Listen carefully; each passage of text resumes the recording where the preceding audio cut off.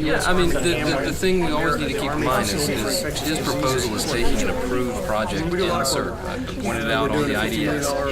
It's at the very end of that list right now, and in terms of the district and the Corps getting together and looking at all the projects, they put this one for a reason near the bottom of the list. The Senate President believes we should move that up. Now, if that displaces current projects like our C-43 reservoir, I think that's a non-starter for the House. The proposal he's made is to borrow money. That's going to be a real challenge. The governor's made very clear he doesn't want to increase state debt, so I'm dubious that the bill as it's currently structured could actually be accomplished the way it's envisioned.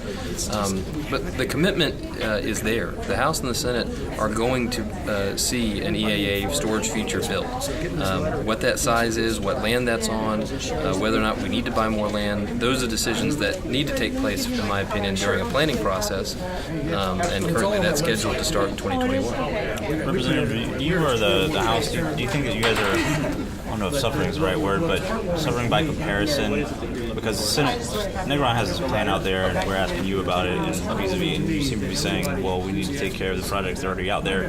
Do you feel the need that the House needs to have, well, here's our vision, here's what we need to do, something besides just let's take care of no matter what the issue is we're dealing with, whether it's in Everglades or transportation or healthcare, the system's designed to have different perspectives between the House and the Senate, and the goal is to try to ultimately arrive at a place that's a win for both groups of folks, and both people feel like they've come out with what they were looking to achieve, and that's what we're going to have to negotiate. Is ultimately what does the Senate President and the Senate at large view as success, and how do we arrive there? Well, forgive me because I missed the committee today, but are you guys going to be writing your own bill, or is there going to be some alternative House legislation? Okay. Sure, we're still evaluating that. We do have a bill. Representative Altman has filed the companion.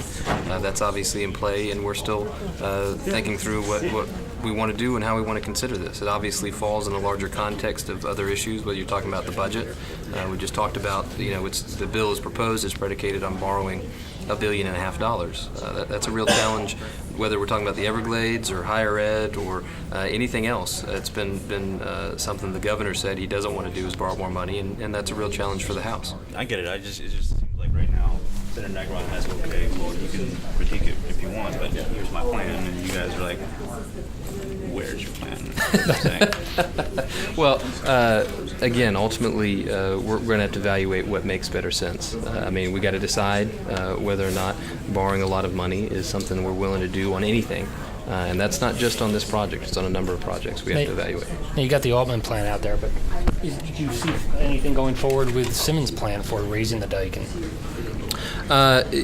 That plan, I don't believe has a House companion right now, but it's an interesting proposal. Certainly, the fact that we've had to change the lures after the evaluation it's exacerbated the impact to the estuaries. There's no doubt about it. And while we talked about it in the committee, we're not going to turn the lake into some deep water reservoir.